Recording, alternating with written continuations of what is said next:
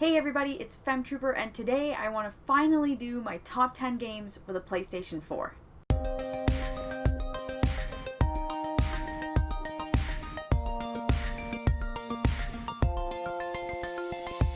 So, spoiler alert for a potential upcoming video, but I managed to find a PS5, so it's coming soon.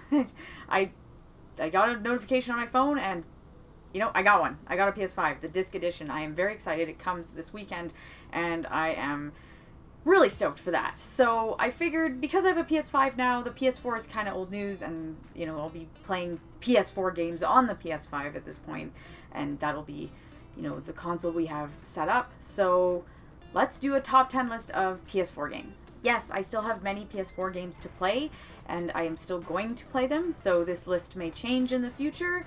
But I figured we are at the end of the console's lifetime, and I have played enough that I have a nice solid top 10, so yes, I can see things changing on it, but let's just go for it and see what I got. Coming in at number 10 is The Last of Us Remastered. So yes, I know this is originally a PS3 game, but I bought it on PS3 when it came out and ended up shelving it because I got kind of bored or something. I don't know.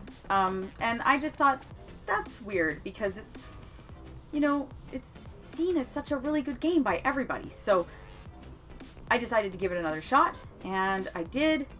Loved it. I loved it this time. I don't know.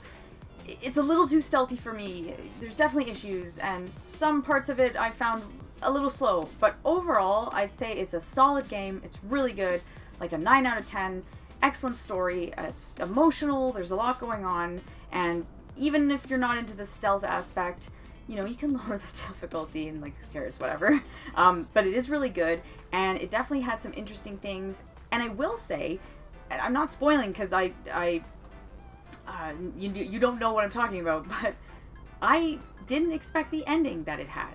I honestly didn't. I really thought something else was going to happen, and then it didn't. So I was really shocked. So now I'm really excited to play The Last of Us 2, which I do own, and maybe that will end up in this list. I don't know, but I'm really excited. This is a really good game. So if you haven't played it, or you're just on the fence, it is worth it. Definitely pick it up. In my number 9 spot, we have Marvel's Spider-Man, and this is just fantastic. It's just a joy to play. I'm a huge Spider-Man fan, so anything Spider-Man, I'm there.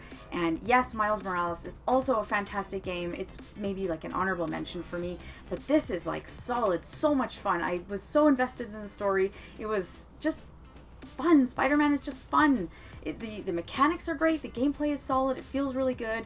It wasn't, it didn't overstay its welcome. It's really good, and I love superhero games sometimes because they're a nice break from, really long story-driven JRPGs or, something else that you're playing. So I really do like the action-adventure genre sometimes, and honestly, it looked great. I remember when it came out, and it was such a big deal, and yeah, doesn't disappoint. Marvel's Spider-Man is awesome.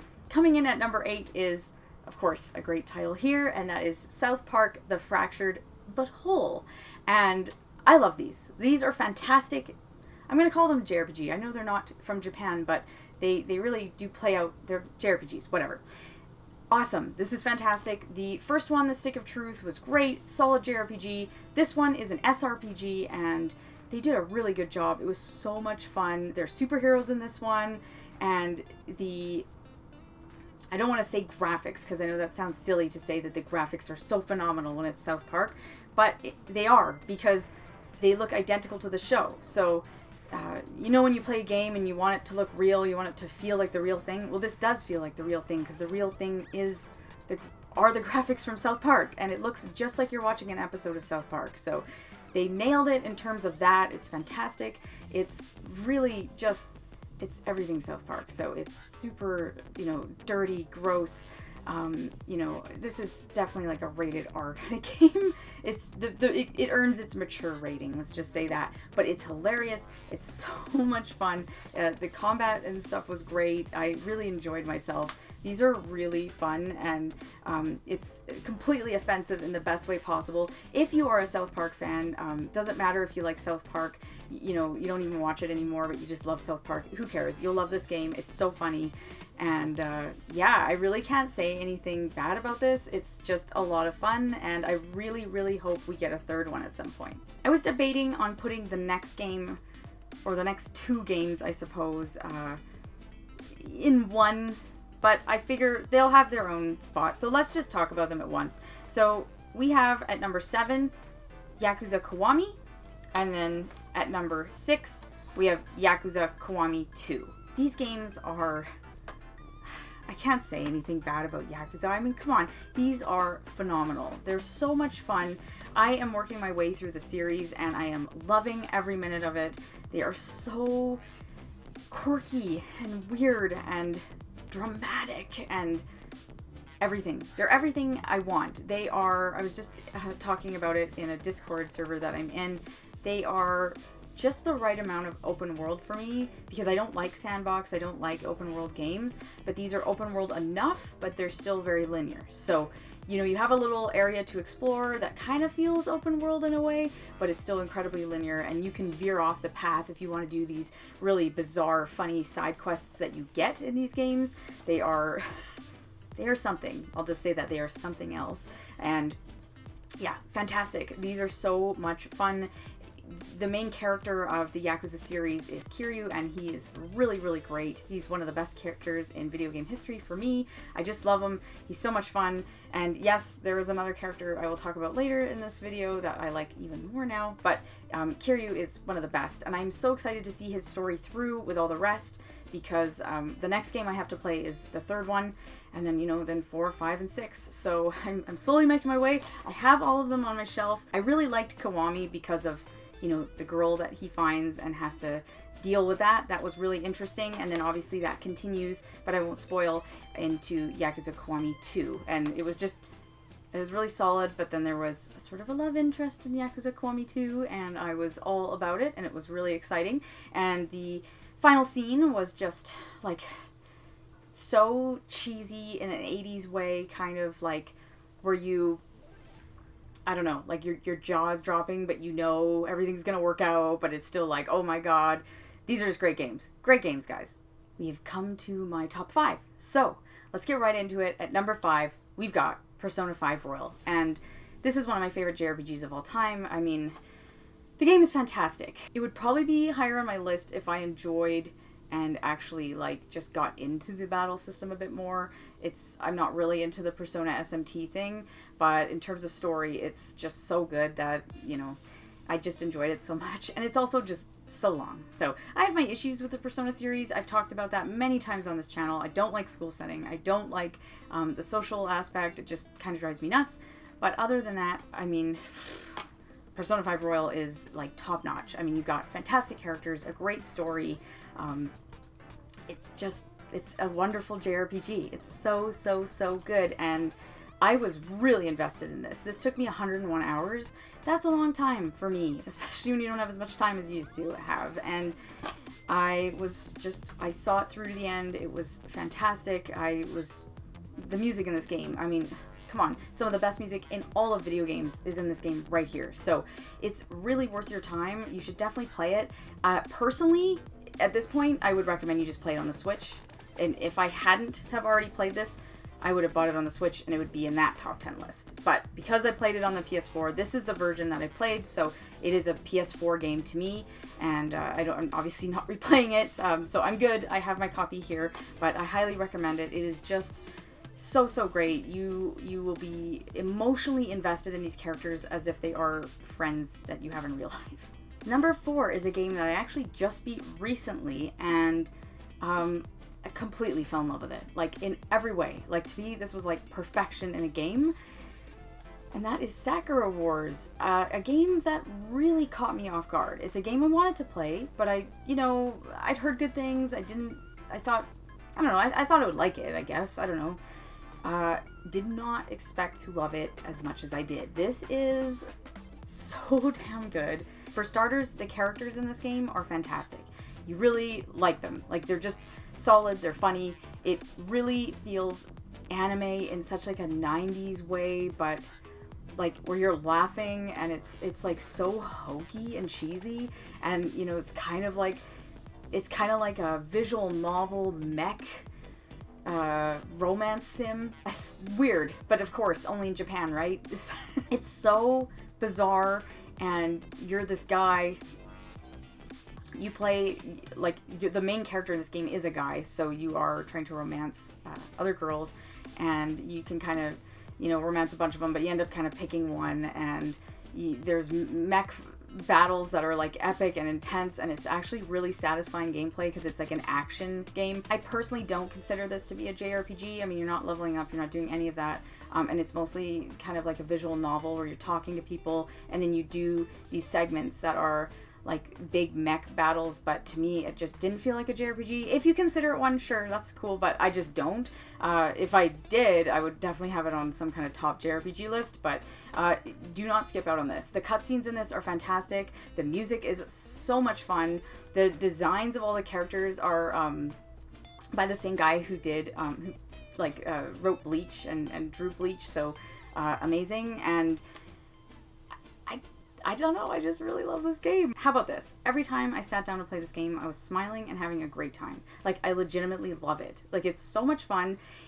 It feels like the closest game I've ever come to playing something that's like Sailor Moon. If that helps you. I don't know. It's really hard to explain, but it really feels like that.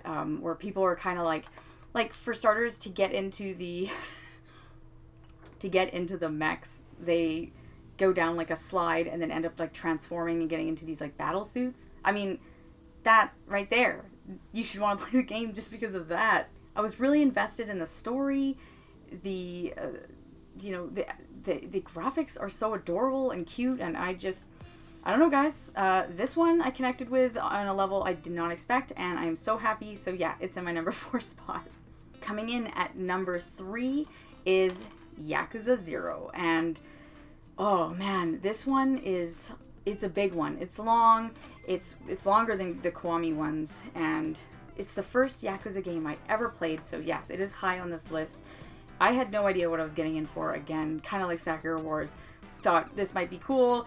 Like a lot of people, I thought probably like, is this like a Japanese GTA kind of game? Like, I don't know, give it a whirl. People say it's cool.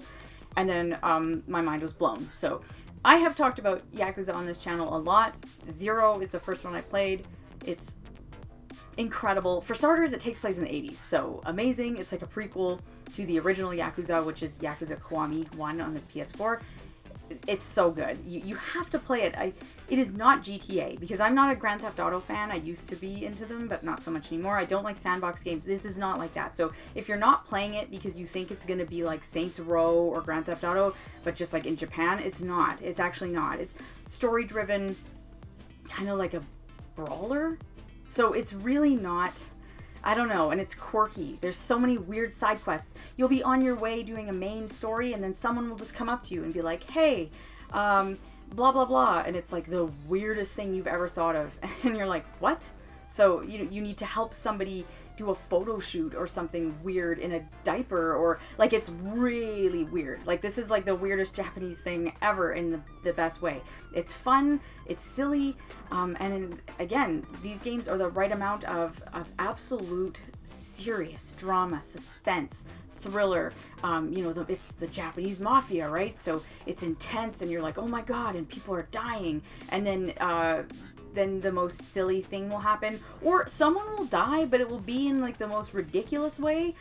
Almost like, you know how there'll be like silly things in action movies from like the 80s and 90s, kind of like True Lies, where it's like so over the top, it's serious, but you're like, this is so overdone, but I'm loving it. It's kind of like that. So definitely check this series out. Don't write it off. If it's 2022 and you still haven't played a Yakuza game, please make it a priority. Like, if you have any of them, bump them up onto your list, because they are just phenomenal. Coming in at number 2, we're getting there, is Final Fantasy VII Remake. This game, it's amazing. It's honestly, it's a masterpiece. It's fantastic. Everything about it. I mean, okay, for starters, it looks great. It looks gorgeous. And the music is phenomenal. And you're probably thinking, well, yeah, it was great back in the day. And it is, but it's great to hear all those tracks that you fell in love with from the PS1 game and hear them fully orchestrated and redone and rearranged in a modern way. And it's like, It's amazing. It's like a love letter to people who love this game. And yes, they change things and things are different. There's new scenes, there's new parts, and it's so much fun. And because of all the different new cutscenes and voice acting, I actually was invested in the story, and I actually like the characters in this game now. I found the original to be a little convoluted, and I just didn't connect with it. But I connected with it here. I was like, okay, now I like Cloud. Now I like Aerith. Now I like Tifa. Whatever. I like all of them. Barrett. Oh my god, it's so good. Seeing some of the other characters, seeing their backstories, whatever. It's so good. Battles are epic. It's so grandiose, and this is exactly what I wanted. Yes, they changed it. It's not a turn-based battle system anymore, and you're thinking, oh my gosh, it's kind of like Final Fantasy 15. But Final Fantasy 15 kind of sucks. Final Fantasy 7 Remake does not suck, and it was awesome. And I realized there are purists who didn't like this and whatever. But that's okay. It clearly wasn't made for you. I just fell in love with it, got into it, and again, it's a game that the entire time I was playing, I was always smiling, having a great time, just loving it, and now I am dying for Rebirth. So bring it. I can't wait to get Rebirth for PS5. I'm very excited. Finally, in my number one spot, we have, I'm pretty sure you've guessed it, I don't know, a game I played earlier this year. So glad I did, because this is one of my favorite JRPGs now. I mean, it's my number one PS4 game, and it is above Final Fantasy VII Remake, which is also one of my favorite JRPGs, and that is Yakuza Like a Dragon. Oh my god, yes, my list is full of Yakuza games because I just love them. So there you go, and you can see what my preference is for my play style or whatever. This is a JRPG. It's not like the other Yakuza games. It is in every way except the battle system. So if you like the way they feel and play out, then yeah, it's the same. But it's a JRPG, and it's turn-based. So this is basically modern-day Earthbound meets Dragon Quest. And I've talked about that before because you know how much I love Earthbound and how much I love Dragon Quest, and the main character in this game, Ichi, he loves Dragon Quest, and he keeps making references the entire game to basically how he's living his life out like he's the hero, like he's in a Dragon Quest game. So there's tons of Dragon Quest references. It plays out very similar to Dragon Quest. Even the way the text scrolls on the screen, it's like you're playing Earthbound or Dragon Quest, and so for me, that's like my favorite style. Just old school, simple combat. There's nothing crazy here. Yeah, this game does get a little grindy sometimes, but so does Dragon Quest. And it was an emotional journey. This is a really, really, really great game. I have done a review of this game on my channel, and it is just, it's next level amazing. Like, it's one of my favorite games of all time. And I expected to like it, but I didn't expect to love it this much. And like, it is pretty damn awesome. So this is my number one PS4 game, and I don't see it changing because unless the sequel comes out and it's even better, I don't know. It's mature, you're not playing as school kids, which is a nice break. Oh my god, you're actually playing as like a 40-something-year-old guy with all his friends, and it was so heartwarming, and I can't say anything bad about it. This is literally one of the best games I've ever played. So those are my top 10 PS4 games. There are other PS4 games that I really, really enjoyed, but they just didn't make the cut because these are the top 10. These are the ultimate ones. And I have to say, the PlayStation 4 has become one of my favorite consoles of all time because some of the games on it, like a lot of them, have become my favorite games ever. So, I mean, the console itself is great because of that, because these are awesome games. I love them. I love it. I love the Yakuza series because this is the console that I first played those games on. There's so many quirky, interesting Japanese games like Sakura Wars and, Final Fantasy VII Remake, for instance. I mean, that's incredible. Then you've got all your AAA titles on there, like, your Uncharted, SpiderMan, stuff like that, Last of Us. Love stuff like that. I really enjoy all those games. And then you've got like weird, obscure niche titles like Blue Reflection. I absolutely love that game. Oh man, Until Dawn, that's a fun one. There's so many, and there's still PS4 games I want to get. There are still PS4 games I have behind me that I still haven't got to, but I'm doing pretty good. So I'm hoping that I get to them soon. And then, you know, as of this point, I'm only going to be buying games on PS5, unless they didn't make it for PS5, obviously. But if it's a PS5 game, I'm only going to be buying it on PS5. So I'm really excited to start building up that collection. What are your top PlayStation 4 games? Let me know. I'm very interested, actually, because I'm still looking for more games to play. I may not have mentioned it because I may actually have it behind me and I just haven't got to it, so we'll see. But again, please like, comment, subscribe, and I will see you guys in the next video.